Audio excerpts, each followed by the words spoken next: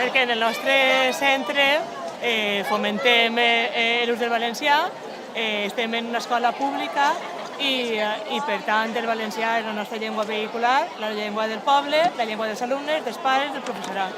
Participem en les trobades d'escoles en valencià, fem tallers en valencià, fomentem la lectura en valencià.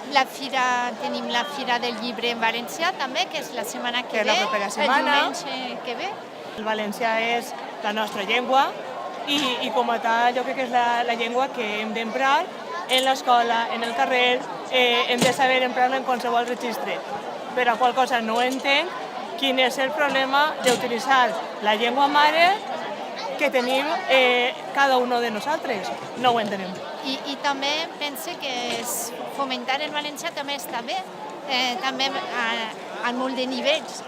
Hem estat en uns anys que havíem estat, de veritat, en el valencià no oprimits, perquè la paraula no s'oprimís, però havien intentat limitar l'ús del valencià. Estos últims anys la veritat és que s'ha notat el foment de l'ús del valencià, però ha de continuar, ha de fer-se més accions, sempre un pas per davant, mai cap arrere.